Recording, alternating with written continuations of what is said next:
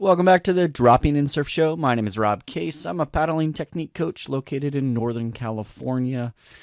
Today on the show, I have Barry Green of Centered Surfing, and he and I are talking about skill acquisition, and specifically in surfing and paddling, and the benefits and limitations of the different methods that we've used to help surfers progress.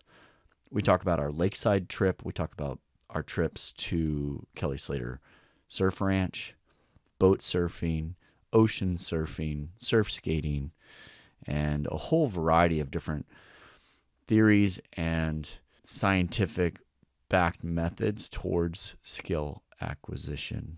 So, hope you guys enjoy. If you have any questions, feel free to reach out. And until I speak again, I'll see you in the water.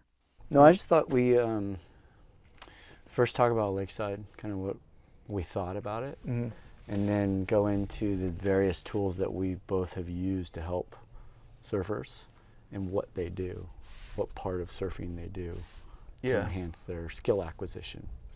Right. Right. So, just what's your feedback on Lakeside? After this trip, I do not question the training value of that type of wave, that type of technology. Why is that? Why do you not question it now? Because it confirmed my thinking of like just tapping into new pathways, kind of your brain to board, getting into your body, reshuffling the deck, so to speak, of how you normally approach. And I think Dan was the star pupil along that line to see how he adapted and learned. And I think everybody just got confidence out of it, right? Because it's like, okay, maybe it's not a direct application, but if you're just getting confident in your own movement and improvement, your progression and awareness towards something, like it's gonna help you approach other things in a fresh way, in a new way. It's funny you said that, because that was his first feedback word, was I just feel more confident. Yeah. And then there were other things that he felt have improved since he's been in the ocean now. Right. I was trying to, when I was writing the article about down the line to carving surfer in 3 days. About this. That was really well stated. Yeah, and I recalled this conversation I had with one of the instructors who has never gone in the ocean. Yeah. And I was like, this is like 1% of surfing, like this carve back and then carve again and carve back again and just back and forth roundhouses. You need the right section, and you need the speed, and you need to have in your brain this feeling of confidence of making that movement. Yeah. Right? So all those things need to come together. And the frequency of that in the ocean is really low. Yes. There's not much time spent at that segment, at that layer of surfing for a lot of our clients. Like they get to touch on that or visit it quickly. It's fleeting. And maybe they're in the same like skill layer of having this open face to do something with, but because it's presented differently or randomly, your ability to kind of lock in and adapt and execute, without consistent, like they haven't always had the ability to have that programmed into their operating system. The possibility of that particular action has been limited. Yeah. So that's that skill acquisition. I've been following this one guy called perceptionaction.com, and he's I think Arizona State University professor, and his podcast is all about skill acquisition. And he talks about this other study where we have low-level cognition actions like grabbing a glass. That's pretty simple. Don't need a lot of brain work for that. And then you have really high cognition, which is like the highest he was saying was like creativity and art, right? And then I started thinking about that with first the Chelan wave with Lakeside. Like once we started feeling comfortable with the wave, we knew that the wave that presented the opportunity wasn't going to change. then we can start to, each as individuals, start to get a little bit more creative with our lines. And I think for me, I was looking at the video and I was like, my lines look exactly the same, but in my head I was doing different lines. Right. And how I felt, I was doing different lines. And it was that ability of repetition to get to that level of high cognition. I was trying to figure out how long it would take in the ocean. It would take years. Yeah. You know, and that's the highest level of surfing is more of an art at different lines. So the way he describes it, this professor, he's like, okay, you have what's called accordances. And accordance is a possibility of action given a certain environment. So for us, let's say we have the face of the wave and we're at the bottom of the wave. A novice surfer would have limited accordances based on their experience, both physically but also mentally. They wouldn't even think of maybe going backwards in their head, or they'd be fearful and chase to the shoulder or something like that, right? The higher up you get on the skill acquisition level, the more options you have that are presented to you. Right. Right. And so someone like you would see, 5 different options, whereas a novice would see 1, and this tool, Lakeside and other tools, what I feel like from a cognition point of view, it allows each individual more possible actions. And when we get more possible actions, the physical side of things, the biomechanics, like what you're saying, like matching the lower body with the upper body, right, that comes together more often. Yeah. Right. And at Lakeside, I was trying to figure it out. We surfed 317 waves as a group. I think it was like, and how would Dan got like the most. He got like 70. How did you break down or define a wave? Oh, it was just a turn. Yeah, just the That turn. was a worm. Got it. Well, Yeah, that was a yeah, wave. got it. And so maybe the early turns, he wasn't carving, right? Maybe Maybe it was the back half he was carving, plus Edging. his extra ones. Yeah. So 350, and you could probably he was probably getting like 3, 4, 5 turns a wave on average, sometimes 10. Yeah. So, you're looking at anywhere like about 200 cutbacks that he got dialed into his brain. Right. That's insane. Yeah. Plus, even at a smaller level of accordance or whatever, just that baseline of the water flow and just how you have to feel into the board and the water just to maintain a regular position. And then on top, that's the first adaptation. But I just mean all of that, just to stand on that fast moving water and to not get sucked over and to hold your position, like that in and of itself, like that's constant the whole time. And that's tuning you up. And then the turning part comes. So that's why it's like, there's a lot going on. Yeah. There's a lot going on there. The toe heel like pressure. And you could see when my brother went on in session 4, and we had all done 3 already, you could see his feet going back and forth, his toes, heels, really kind of like his brain going, whoa, whoa, whoa, whoa, whoa, whoa. And everyone goes through that, and then it settles. Yeah. And then you get that learning. You're not even knowing you're doing it. Yeah. It just feels easier. I think last time we talked about it, like, you finally get to a comfort zone where it feels like surfing. You're like getting down in your surf stance. Yep. And you're driving, or you're almost connecting that experience. Yeah. You know what was funny? When I got back later because we had the family reunion. Yeah. And then I had a bunch of work to do, and I didn't get in the ocean until the following Monday. And when I got in, I immediately wanted to do a cutback. I was like immediately like, okay, I'm gonna do this, and I'm gonna roundhouse. But I was doing it on the wrong place of the wave. Every time it was like I drop in and immediately with no speed at all, I'm like, I'm going to it. Because we did so many reps, and that's what my brain remembered. It took me like 30 minutes for me to reset back to the ocean. Okay, that's interesting. But then once I had reset back to the ocean, I was like, okay, I gotta find the right section. Yeah. I gotta wait, I gotta be more patient, I have to tap into that pressure before I commit fully. And I got one wave at that point where I felt it, and I was like, oh, this is it. Like, of the 100 reps I did, there it was, and it Yeah. felt great. Yeah. But it was funny. When we go to Lakeside, we have to reset the brain. Yeah. And in the article, I talk about like what's that limit for surfers, like Right. to adjust. We equally need to reset back to the ocean.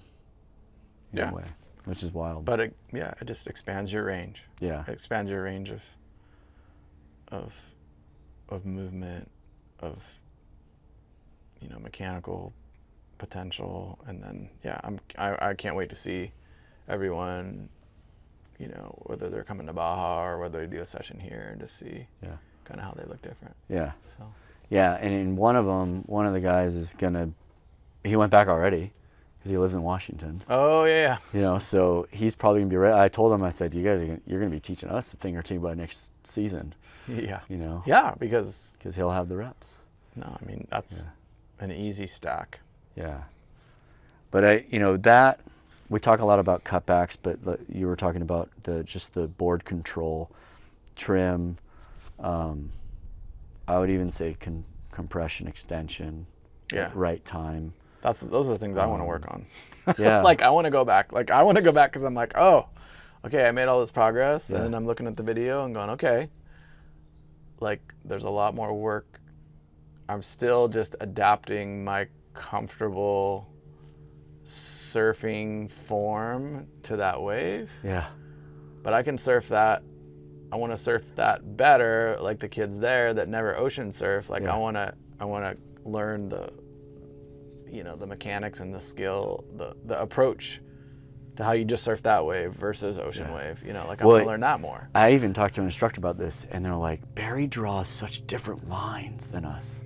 I'm like, yeah, because he's trying to associate it to a Right. And I just keep doing that, right? Yeah. But I got it to function, to flow a little bit. Yeah. But then I'm looking at you, and I think like getting more over and wrapping your upper body and your shoulders, paying more attention to that instead of like that. I liked how you were controlling your board edge to edge and bringing the nose down, just nice, smooth, controlled.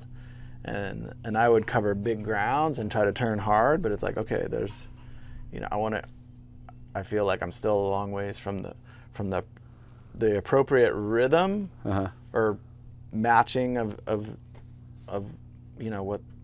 what that wave does, what that water does, So it's even in this like simple, endless carpet ride of a wave, like there's a lot to dig into there. So it was a really successful trip, and just getting to Henry, Buddy. guest star. Come on, lay down. Come on, lay down. You're like, I didn't get to go. My turn to talk. Lay down. So I'm looking forward to returning, doing more trips as a group activity and all that. Yeah. It was just, I thought really, really powerful that way as a group dynamic. Yeah. I mean, for the coaching, teaching, being able to get that feedback loop as fast as it was probably the fastest I think I've ever seen. That's similar to my pool.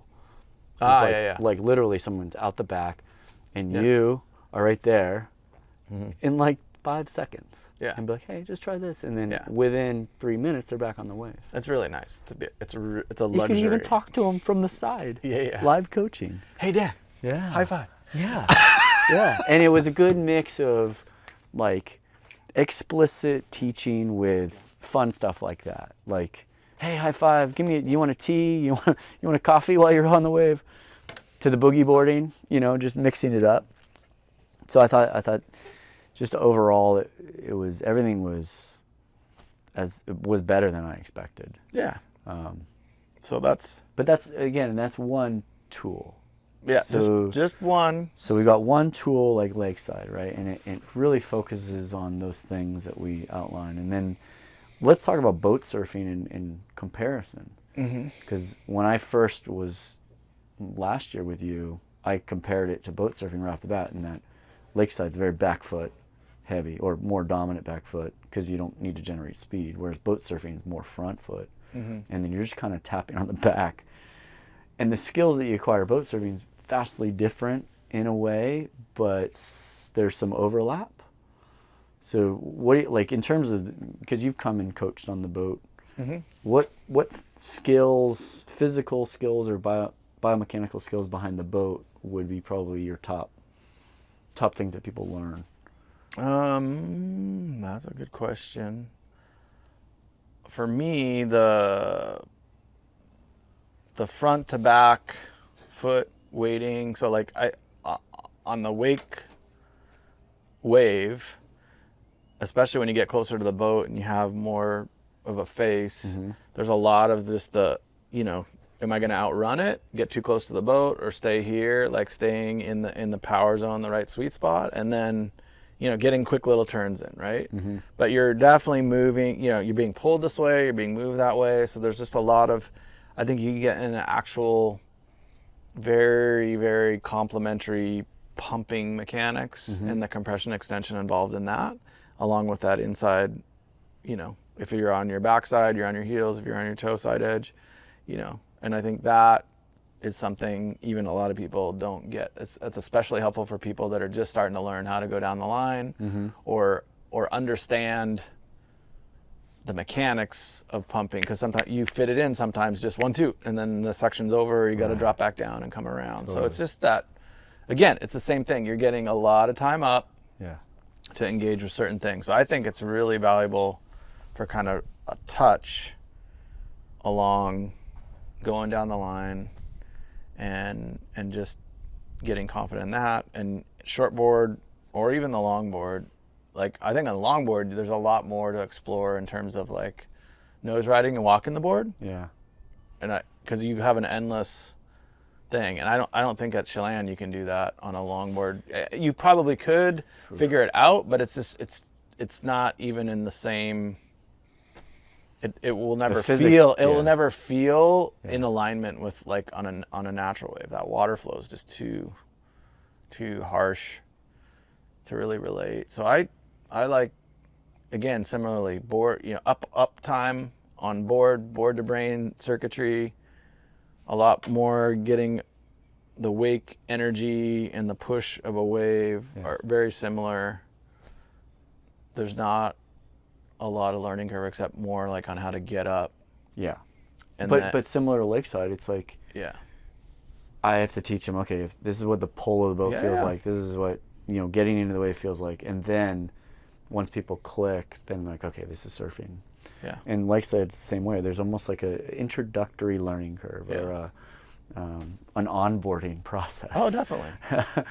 Which I think wake surfing is a little bit quicker to onboard than Lakeside was, because Lakeside almost is too much of a different environment in the brain for an ocean surfer. Yeah, the energy's moving. You're moving. That the water movement, the flow of the water is just completely different. Yeah. So we're looking at a wave and trying to relate to it the way we relate to the terrain of an actual wave, but the water flow, the water movement is way different. Yeah. Which I think even relates to Surf Ranch. Okay. Because I think there's for me still, after all these times there, I still feel like there's a current coming away from the fence up the line towards you. And so, you're adapting to something that's counter to your intuitive instincts. Your operating system for regular surf, there's some things to get through. Yeah, it's almost, so that was going to be another kind of topic, Surf Ranch. What are the things that really help us there, skill acquisition wise? Yeah. But just on that same point, that pull, you're talking about the pulling from the fence toward you riding. Yeah, you feel like a pull, and as it draws up. My theory there is just the plow pushes water away. Like I always feel like I have a current coming. There's not a push from the pocket behind me down the line, as much as it's almost equal a push from up the line down the line towards me. Yeah. And what's coming behind me are almost equal. Gotcha. So I feel like I'm almost like pumping down the line with up a hill, up a small grade. So I'm having to race, right? Like that's why my fish It's like the fastest, slipperiest board I have, and on a 1-2 foot wave here, it like gets away from me, and there it kind of held, and I was like, oh, there's something about that, but that's, you know, it's probably in my head to a certain degree, but that's how I notice it. And then the lip line, to get that wave to break in this long channel, it's like a trombone thing where it's like wah, wah, wah. The lip line's like, you know, you think you're like, okay, I'm gonna pull an install here, and it's it runs, and that's like not normal. I don't even think like on these Chopu waves like that. That's a totally different wave. Looks differently, but you're still gonna have like, no, a wave peels and it's running around the same, some variation in bathymetry, but it's wrapping. You know, and where a wave that's created coming away from the input, but then the boundary of the bathymetry over here is created to meet that and create what looks like on the surface, like what we know, you know? So it's the same type of terrain. It's like river wave is the same, like, okay, here's a berm, here's a wave, here's a lip, wakeboard, they all have this, you know, we want to turn on this slope. You know, we want to turn and express ourselves on the slope, but the way we learn how to engage, how to see it, feel it through our body and relate to it mechanically with the tool through the board is a little bit different. But it all comes together because the more little tools and tricks you have up your sleeve, then the more you can adapt or execute or perform different things, because you just like you just have a small, you know, smaller frequencies of awareness within these bigger frames, you know. And that's why these other less experienced surfers, you know, are just tapping into areas that we're very familiar with. And so I think it's more valuable for them, and for us it's just a good challenge, a good reminder of like, okay, no, you know, but how is this going to help us do things that we've never done on waves before, right? I don't know. No, you know, I've been thinking about the cognition, because biomechanically there's skills, right? And our brain processes that. And then there's, again, opening up those possibility of accordances, those possible actions. You can only see those when you know you've done one. And then you're like, oh, I've done that one a bunch. And now I'm starting to see other ones. And so all these tools are there just to add more repetitions. Simplified version of it. Did you say that again? See, now Siri's getting in on this. What is going on? You got Henry, Siri. Everyone's blasting in. I know. But like all these different tools are just there, like you said, to almost, if you're thinking about that cognition level where low is like the simplest action you can make, to high, which is creativity and art, each one of these tools bumps us up a little bit on that scale and allows us more freedom. And when we have more freedom, it's more fun. You know, and that's so getting back to the boat, what would be the limitations to the boat? So the limitations to Lakeside, obviously there's no paddling. Some people would say that's not a limitation. No paddling, no pop-up, no reading the wave. There's no transition to your feet and stability. There's a bit of stability at that point. And then there's somewhat limitations on bottom turning and more of like a vertical top turn. But everything else is embedded in that environment. Well, I think the wake surf, you're not going to get the rail to rail transition. You're not going to get carving. You're not going to get carving against the grain, a cutback. You just can't. Even with the rope. You could start it. Even with the rope, the problem with that is that you can't open the shoulders. Like if I'm holding it with my left, because I'm a regular foot, and I go for a roundhouse, as soon as I turn back and I almost stop myself, the boat's pulling me across this way. And that's where I've gotten to the point where maybe I'll start one of those turns now with my right hand holding the handle, so I can get just a little bit more openness. But then I need to get again back onto that rail. So that is a big limitation for sure. The roundhouse. Right.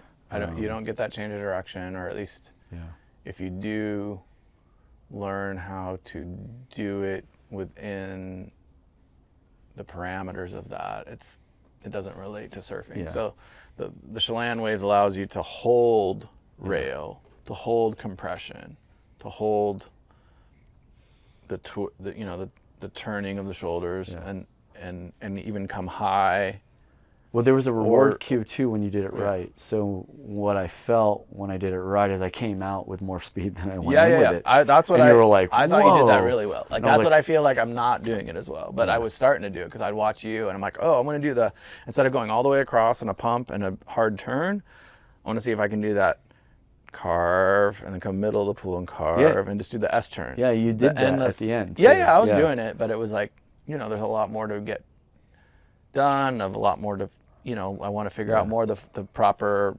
front foot more, and it's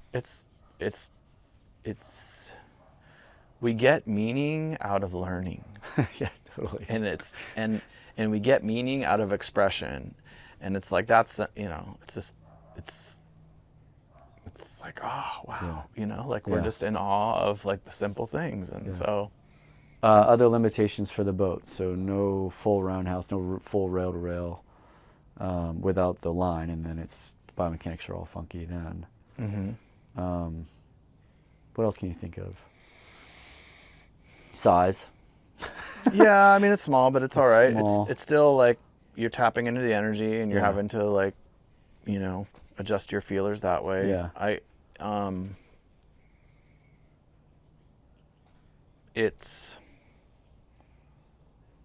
You don't even say limitations. I think the only thing that's a limitation is just as it relates to surfing, is just the full roundhouse. Yeah. The full roundhouse. Otherwise, it just has a tighter range as it relates to surfing. Yeah, and that's a good point. Is that you have to fit more granular movement in a smaller area, and when you learn to do that on a small scale, transitioning to a big scale is almost kind of easier because now you have more time to make transitions. Yeah. In my mind, at least. And my friends and I always joked, it was like, well, Kelly Slater came from Florida. And he learned how to find the power in a 1-2 foot wave. Yeah. And then he translated it into a bigger wave fairly quick. Yeah. And for shortboarders, I think there's something to be said. Like, I find of the experienced shortboard clients that I tend to get for coaching, people that have been surfing a while and haven't coached, it's because they're working on the carve, but also just a vertical approach, like using the verticality of a wave. And I think the boat does a good job. It's a 1 foot face or 2 foot face if you're at the perfect sweet spot of the peak, but you do sneak in a la what Florida would teach you, a quick little, you turn into it and you get off axis and you bring it around. Like it teaches you those quick mechanics. It's not drawn out, but it's like, it's better than not. Like a lot of, you'd get the opportunity to do that over and over, and that might be, even though it's a tight, compressed, rough, sequence, it gives you, you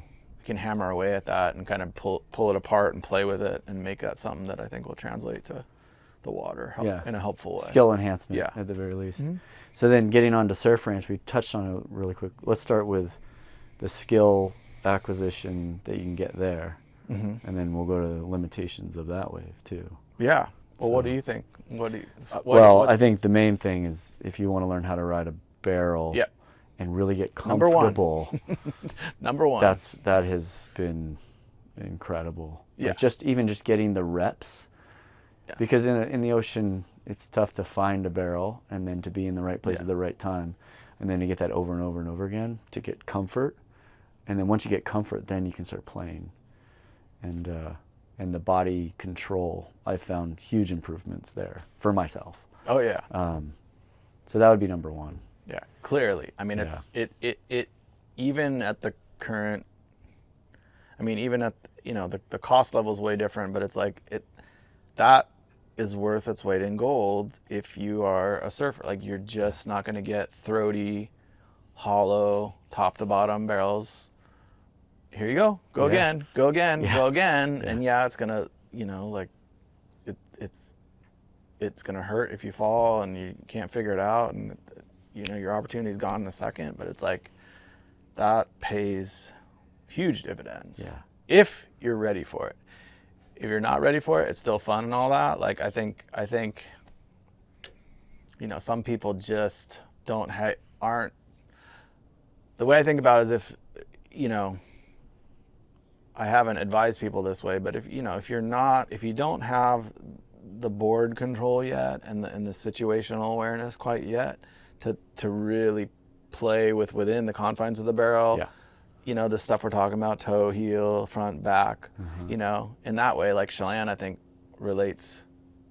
develops awareness into those type of things that would translate directly over to coast. Like they should have a river wave at the Slater. Like I wrote them one time and said, like, if you guys had that there and then you're going off that and you're going there, I mean, they have boats. Yeah. If I was like the perfect training facility, Yeah.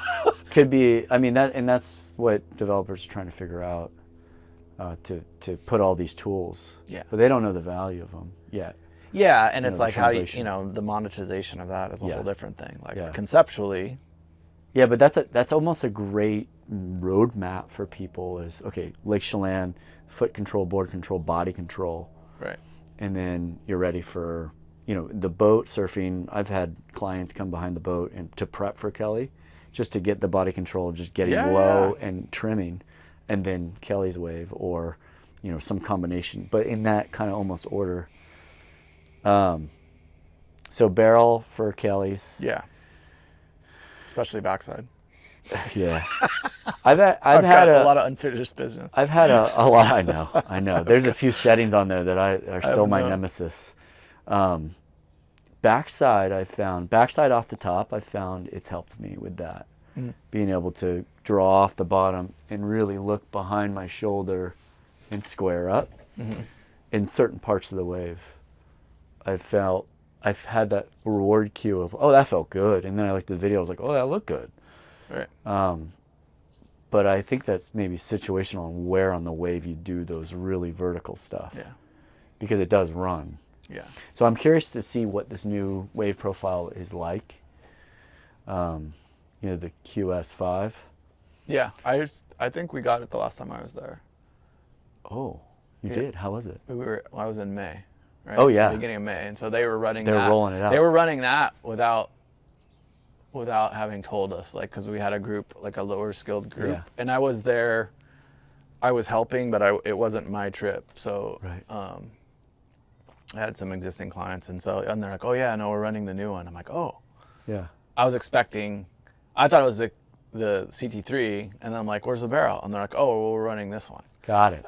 So it looked exactly the same as CT3, but the last part they slowed it down. Like relative, yeah. I mean, it just was different, and so when we had our call the other night, I thought that was really apropos in terms of, people didn't have that option before. No, it's great now. And so, I always want it at the end of the right. Me too. But but again, it's that progression. So Yeah. we've brought groups there, and we've been with groups that sometimes the brain just needs to reset on this new environment.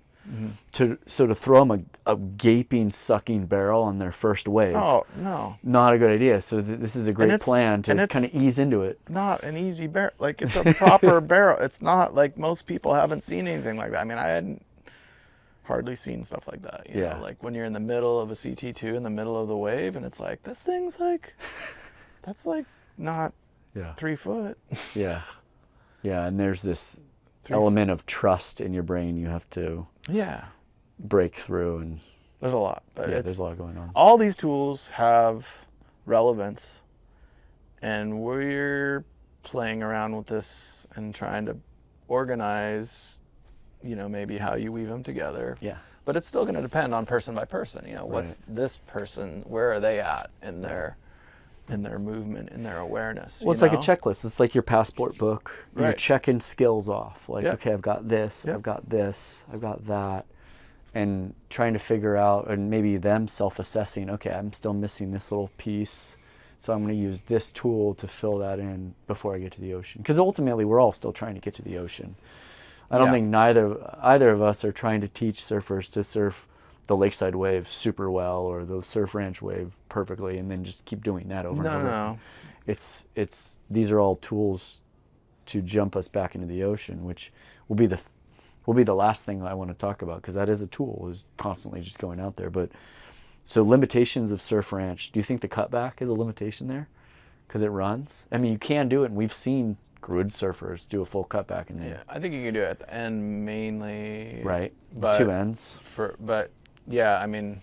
But even then, People the that wave, surf- the yeah. wave peters out, and Yeah. you don't get the pushback that you would. Yeah, I don't. For most people, it's not cutback. Like, Yeah. Surf Ranch is like, how do you fit? Akin to wake surfing, like how do you fit something in tight and quick Right. within the confines of that? Because again, I feel like even at that difference, how the water energy comes off the plow, Mm-hmm. like even if you're high line a section and going to drop down, like you don't in an ocean wave. Most of the time, like I know I can. I'm building up enough speed where I'm like 10-15% faster than the peel speed, right? Right. And so I'm up high and I'm going to drop down low and I'm way ahead of it, and then I can decide how much I'm going to slow down and how much I need to keep, depending on what angle of approach I'm doing and what the slope and what the wave presents, right? Right. Like that's the we're always going like, okay, I got all this speed, I'm ahead of it, now I got options. Let's see how the dots connect. Right. And if it's something I'm familiar with, there's probably not going to be a wrinkle, but every once in a while there is. It's still a lot slower. And then at Slater, it's like, gosh, like I can't. You can't get to that point. I can't get that Yeah. same advantage Yeah. of being ahead of it. Right. So how do I fit within what it's giving me, right? It's so funny you're saying this, because this is, I was trying to describe what I was feeling, because when I was learning that end barrel, it was like, okay, you got to pump. And I'm like, I am pumping. And I look on the video, and I was like, it doesn't look like I'm pumping. It looks like I'm just staying in place. Right. And I never feel like you're getting ahead to do a setup or to do a turn. There's always drag. I mean, it just feels like Yeah. there's always drag. Yeah, you yeah. know? It's And, so and that's why, interesting. like, I think my fish that's got this huge channel down the middle. Yeah. It's got a lot of lift, no stringer, epoxy. I brought it there twice before actually riding it, thinking, I'm like, no, there's no way this thing's gonna be like super bar soap. It's not gonna. I don't want to waste any waves. And then I better just try it. And it's like, holy cow, this thing's holding, Yeah. And it's almost like, okay, well, it's got so much lift and drive, it kind of compensates nicely, and then it'll slow down really quick and hold. Yeah. That's, even though it's still not ideal, probably not the ideal shape, but it, the qualities of it, it's interesting. You read all these things, you redefine your tooling and your equipment. That's why advising people what to bring, it's like, the less you think about a board, the better. But then that's part of what you're going to determine is like what of your boards works there. Yeah. And maybe you're going to fall in love with, one of their boards. But Well, it was interesting to see Osiris finally getting the barrel once she switched boards, because that board that she was on, she was so light, and it was just pushing her out too much. yeah, if you're on a big enough board. But she had so much experience setting up Yeah. on the bigger board. And then we're like, hey, why don't you just try a smaller board? I think it was one of the instructors, one of the jet ski drivers. It was the Omni she tried, or no, it was the Sci-Fi? not the Sci-Fi. I have it. I have one. What she's been riding, but it's a smaller one. But it was not the Sci-Fi. It's a rounded nose. What's that one called? Cymatic. Cymatic, okay. She was trying a Cymatic, Yeah. and It slowed her down just enough. It slowed her down. But by then, she had all the reps in place. yeah, And I want to tell the guys that are going on this next trip, like, okay, stay with the board that you're comfortable with to start. to start, you just don't want to be distracted by get the anything. reps, get the reps, I get don't. the reps. You're under your chest, and you're Yeah. just paddling in the water. Yep. That first time towards Should the feel- fence, and you're like, oh my, where am I? What is this? Totally. It's like, well, at least you're not thinking about what is this underneath me. Yeah, right? 100%. Yeah, and do a couple of those, and then Foamy, if you whatever. find limitation with that board that you're on, then switch it up. Yeah. But yeah, that's I think very valuable. The fourth tool that you use is Surfskate. Yes. So skills you acquire from that are transferable might be what? Well, I mean, I think it covers a lot of the bases. I think it's a little bit more of a short board tool Uh-huh. for really getting deeper into, once you get the basics on kind of flat or slightly sloped terrain, for a lot of clients, they don't have any skate background. And I encourage, but I also don't push, because it's like, yeah, you fall on cement, it's not water. But it's a 1-to-1, you know, every time up on your board, you are, again, incorporating the brain to board, you know, finding what these pathways are. And a lot of people, they just haven't done a lot of board sports. Right. They haven't done skating. And so then you're working on, okay, right position, right foot placement, momentum, and then change of direction. So I think like momentum, and then getting your compression extension, getting on your heel, getting on your toe side edge, you know, lean, and just change of direction. Yeah. Rail control, board control, and just basic level, and try to get a little bit faster, a little bit faster. You can kind of match, you know, on a wave. I mean, I don't want people on a skateboard going 20 miles an hour like you do on a wave, but at lower speeds, I think you can match it pretty well. And then once you get so that's flat ground. The flat ground, and then after that, you get into sloping terrain, skate parks, not vertical, but just nice slopes where you can roll in, carry a lot of speed, come off flats, and get onto slopes, and then practice the compression extension and holding of a rail. And I just think that's why everybody does it, because it's like underfoot with gravity and the slope of that side, that is a very good replica of, you know, forward momentum on a slope, and then carving with those soft wheels, you know. And so, you know, and then it's like, the carver, yow, there's all different kind of skates, because that's the thing. Some of them in straight line speed, it's easy to overcommit and go down. So I always encourage people, like, okay, let's go slow, and then if you're going to get into the terrain park, you better be like highly able to step off, jump off. Like, if you're not that coordinated, if you're not that quick, I don't want you doing stuff like that. But I think it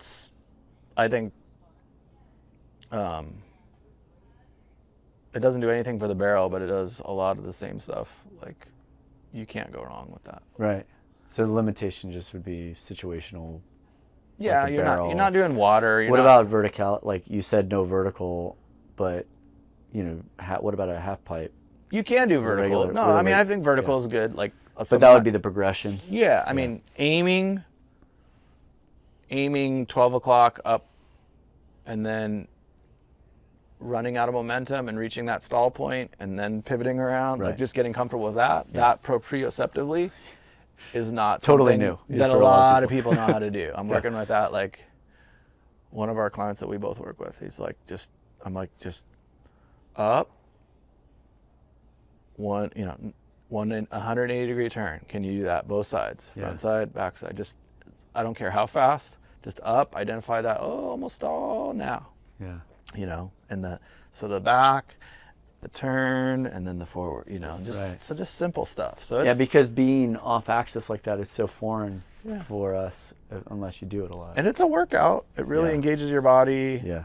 It's a little bit boring. It's intimidating. You know, I think it's a little more intimidating in all these other water pools. You know, Chelan is intimidating, but it's like, it's water. It's still water, you know? It's like, you know, you still had a pretty good hold down. Yeah. It was like 8 seconds, I think.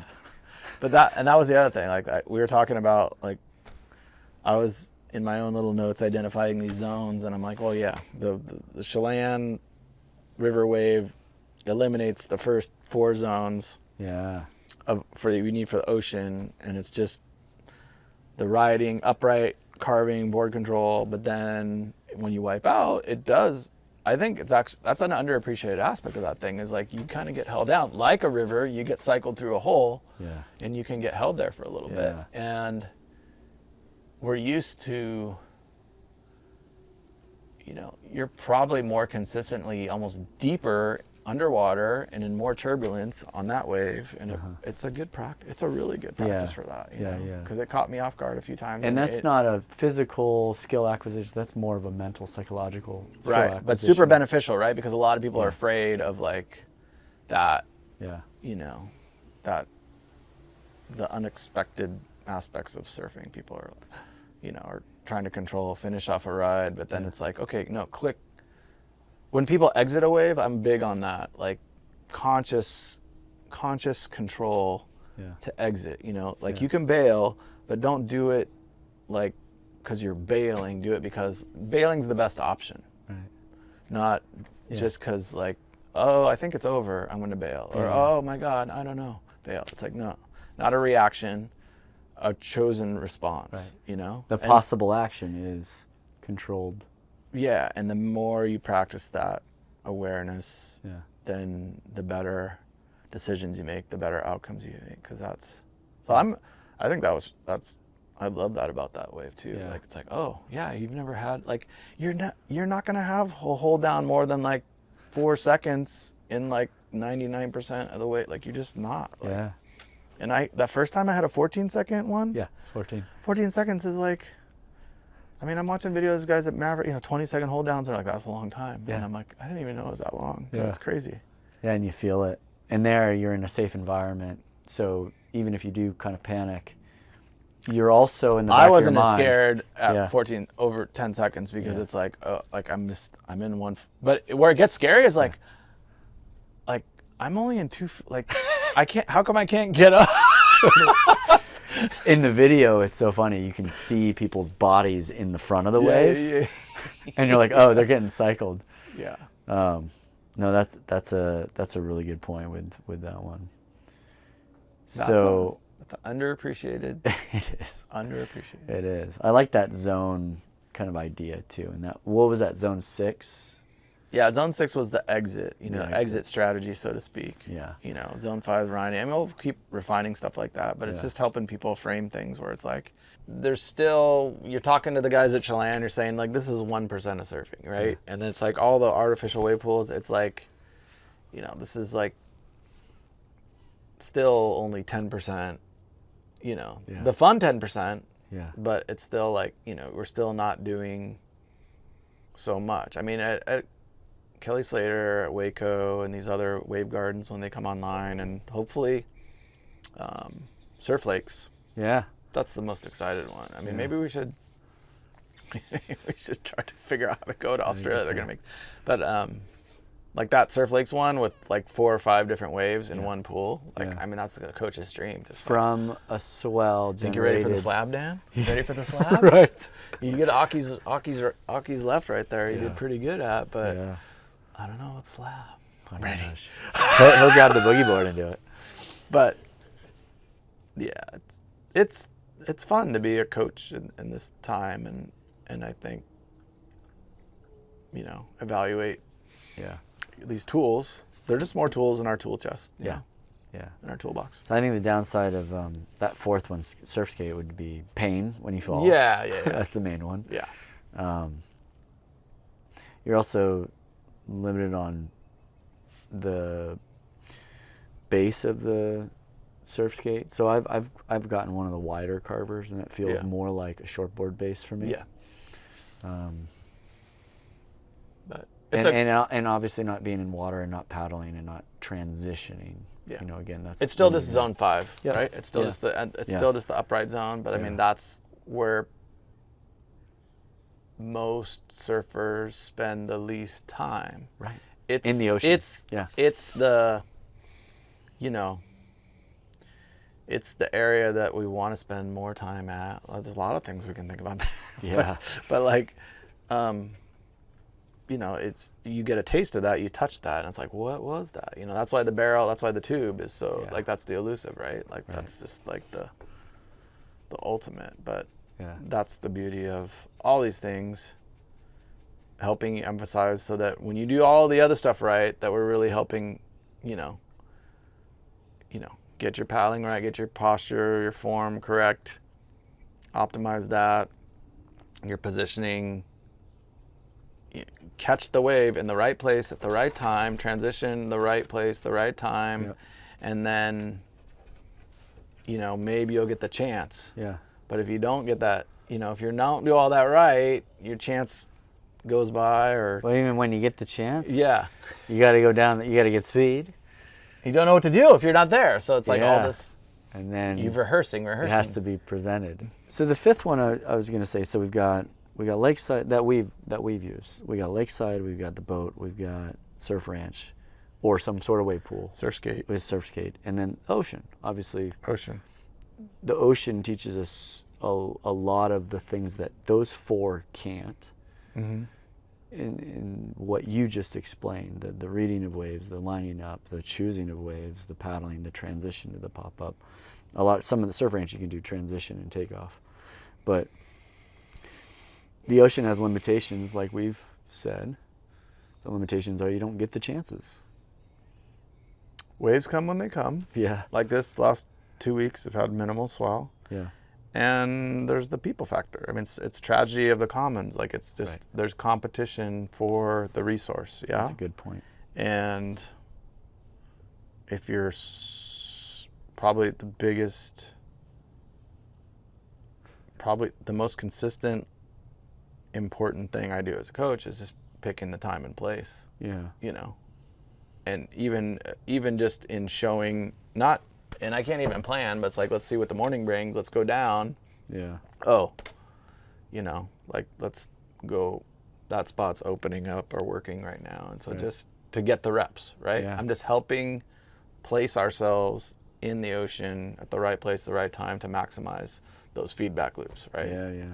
And luckily I live in a place that is usually pretty consistent Yeah. and high quality, but it's still, like I still say, like a day on the slopes, like learning how to snowboard, it's like 100x of like surf sessions, you know, like Yeah.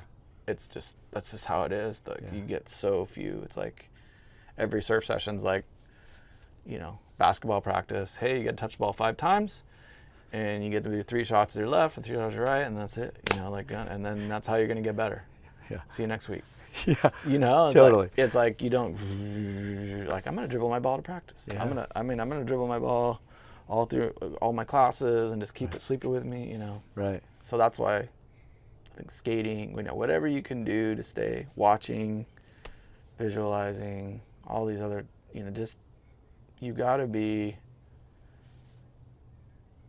well, you should be somewhat obsessive Right. about if you want to acquire as rapidly as you can, then you have to be obsessive about the process and the experiences within the process. Yeah. You know. But we're not able to do that. And so even as coaches, we're helping frame that. Like, hey, okay, you get to surf once a week, get to surf once a month. Yeah. This is our priorities, right? Right.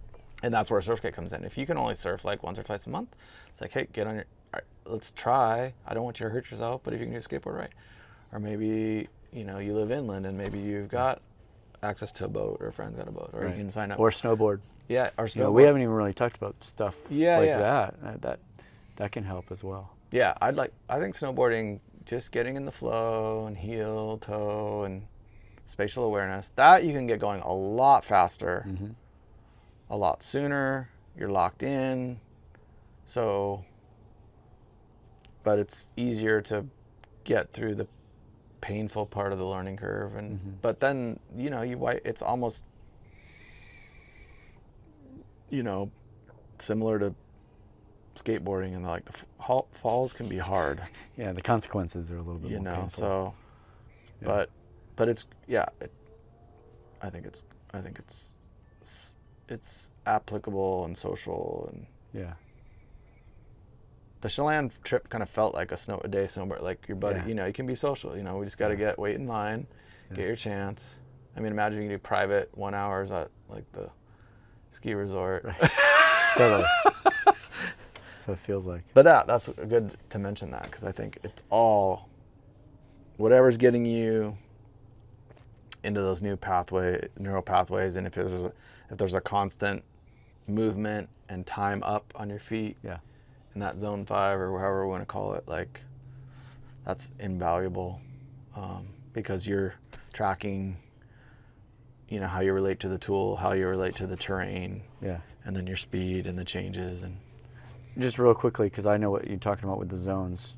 Can you just give a summary of the zones, as long as you. Yeah, I should have get my notebook because I was zone just like, one was zone one prone was awareness. Zone one is, and I think, and this is your domain, and I think it's the most underappreciated skill domain in surfing is just like board and body as one, right? Like you should be like those Spartans and just like the sword and like it's an extension of you, Yes. you know, the exosomatic development, and you just want to be feeling how, you know, you should be able to, it should be locked in. I'm in neutral body position. Yeah. Here's my articulation of my body on the board to maximize, you know, my movement through the water and reduce drag as I'm applying the mechanical input, you know, and it just, and then being able to stop, sit, turn, transition, all that stuff. It's like, you know, learning how to work through the, you know, I almost feel like, you know, you should just, everyone that's learning how to surf should just go paddle and go through this course and just figure out all these movements and these transitions, and you can get better. So that's zone one. And zone two is the spatial awareness. I talk about lanes, you know, beach, line up, vertical lanes from wave to line up, and then layers, you know, how just measuring different gaps How far away out from the shoreline, right? yeah. So the layers would be kind of parallel to how the waves are coming in, Yep. and the lanes are segments that way. And that just, if you're doing that kind of mentally, there's kind of a grid out there, and that's relates to the triangulation thing that they're always talking about, and all the, I mean, it's just, that's what good surfers do, you know. They play Battleship. And they're like, oh, everyone's out here. I'm just going to go in on this inner layer and catch all these little ones, right? And then I'll come out there.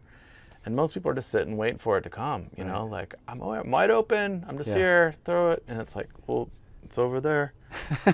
So that's zone two. Zone two. Zone three? And zone three is the transition to your feet. Okay. And I think there's for everyone, there's a certain just disconnect where it's like you release your hands, your feet come off the gas and the brake and the clutch, and your hands come off the wheel for just a second. And it's how long a gap do you surrender that control while you're transitioning from zone one board entry into the wave. Like, okay, and I'm going to drive from my feet. You know, how long is that gap of perception or whatever? Because and even in between that, like, I'm not just popping up. It's like, I'm giving the board a little of this. I'm doing a little of this. Like, I'm trying to stay in control to what's happening and making adjustments along the way in that small amount of time and space. Yeah. And those can make all the difference, you know, especially if we're looking at, you know, we're watching the finals day here at WSL in Tahiti, and it's like, that's to the 10th degree. But that's its own skill domain, because so your timing, placement, and that is as much a determinant of the outcome of your wave, of your ride, as anything. I find that a lot of students that I run into that skip that step in terms of controlling it, and they're trying to get down the line to do something, they slow their progress in skill acquisition because the foundation's not there. It's like they skip over the layering of the foundation of the house. Yeah. And they can't actually build the wall because the foundation's not there. And it's like, okay, you got to do the paddling, you got to catch the wave, and then you have to get to your feet and have stability, really have stability in the board before anything else happens. And let's say you do those three steps over and over and over and over and over and over again. Eventually, that whole thing is going to flow a lot quicker, a lot smoother, a lot more control, and then you're going to realize you're going to have more time to run with the wave, for example. But they're so concerned about the wave running that they skip, or they do a half step in three, or they skip a two, and that's your zone. That's your zone three. And you said it beautifully. Like, the only thing you want to be in control of the board during that motion. Yeah. And a lot of people ask me, like, well, how do you do the pop? I'm like, there's not really a way. There's no science behind it. Yeah. But there are two absolutes. One is you got to be able to control the board through the whole motion.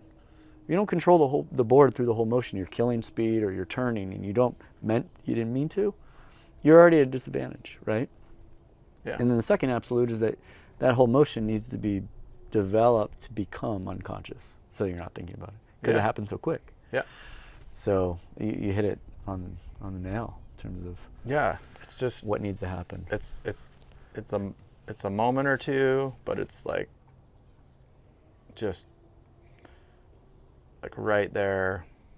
It's worthy of its own little category, because it's just like, I love that. because people are usually running off a cliff, and they're over.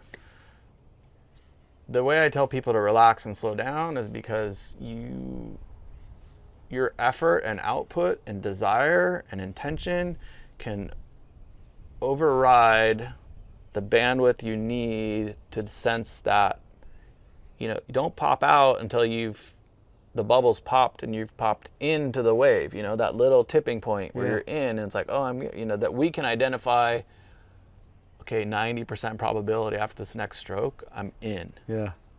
And other people are just like, they don't feel it. They if 0 to 5 miles an hour, they don't even think they're moving. Right. But once I get 10 miles an hour, it's like, okay, now I'm moving, right? And I'm just trying to like get you to, no, feel the difference, feel the difference, feel the difference. Sensitivity factor to be increased. Yeah, because that's what good surfers are doing too. It's like, I'm in, you know? So then zone 4, you're on your feet? On your feet. Trimming? Well, maybe I'm getting it wrong, because that was zone 3, it was a pop-up. Zone 3 is getting to your feet with control. And if zone 5 is, maybe zone 4 5 is upright. Turning. Zone 4's got to be upright, right? You're on your feet, right? You're upright. I think it was something along the lines of you're upright and you're aware of where you're going.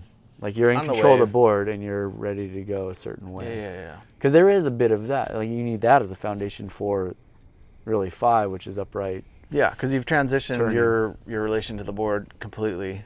Yeah.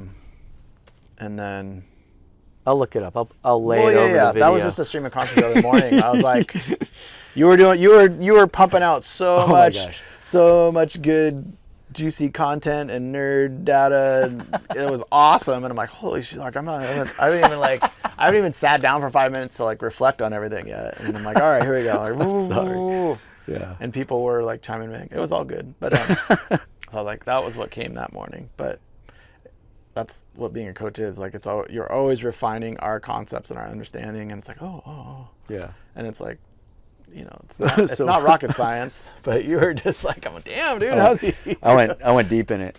Yeah. But yeah, so then zone 4, we're not super sure about that, but I'll look it up. Yeah. Zone 5 is definitely the got my upright notebooks in the car movement. And then zone 6 is the awareness of the wipeout and the kicking out and all that. Yeah. It's awesome. It's the complete ride. Just trying to help people. Like I keep talking about, smaller increments of awareness, like just, like there's infinite, fractions of space and time within 2 points. Yeah. Don't worry about that. Right. We got to back up over here. We got back up. 2 and 2. Chuck Willery. But that's a good cue to start wrapping up. So this was good because we had all these. I think people listening should benefit from all the different tools that are at their disposal and kind of what they would provide to them, and maybe in their own mind create their own checklist of where they think they are, self-assess where you're at with some of these things. Yeah. And then try to identify what tools are going to help me where. And on top of all this, what's going to make me have the most fun? I mean, I had a blast at Lakeside. I mean, I was dreaming about going back. I wanted to go back when Dave said he was coming back. Is it weird to Is it weird to want to go back there? I was like, I feel like I'm cheating on the ocean for a bit, but. I mean, not in the cold winter, Well, I'm a paddling coach. Yeah. I'm basically throwing all of the things I teach away and be like, I just want to ride. But again, it's the because you most know fun. The other stuff too. It's the most fun part of surfing too. You identify as a paddling coach, but you're a lot more. You're a lot more. But yeah, it was a successful trip. Yeah. Another tool in the toolbox. More tools to come, but that's a pretty good toolbox right there, And yeah, there's maybe there's even a zone 6 in terms of just the energetic component of meaning and coming together as a group. Like that was the part we touched on, right? Which is that's what we're just talking about now. Is we left that experience together, and we're richer for it. Yeah. You know, Yeah. just for the overall. You Yeah. know, we're relating it to skill and the progression and the art, but it's like it's the process of together, and us who are professional coaches helping and getting informed in that, and they're helping us get better at that, and the staff there helping us get better at that, and we're all just somewhat in awe of it. Well, all of these kind of surf trips do that, and that's like Yeah. if growing up doing surf trips, Yeah. whether it was up and down the coast or abroad, you do come away with that bonding atmosphere with that crew that you met. Yeah. Total strangers at the beginning of the trip where you're like, I don't know about this guy. Lifetime. By the end of it, connection, you're right? like, sweet, let's hang out. Let's get, it's pretty incredible, those surf trips. So that could be like a zone 6.5, 7. Yeah. Is just that it's almost this umbrella of this is what surfing should feel like. These are all these conscious thoughts and things, but don't forget about all this fun that we can have. Yeah. I saw it today, actually. There was like a crew that was hanging out, and they were just having fun, and that community, and it's great. And that's I think at the end of the day what should bring people back. I love small days. Yeah. Even when it's flat like this, because everyone's out there, they're just appreciative of the water, Yeah. the basic, the essence, and Yeah. it's not about any kind of performance. Oh, Henry. He's like, Good it's job, been buddy. an hour and a half. I know. No ball. Ball, where's your ball? ball? Where's your ball? Ball? Go get it. Go get it.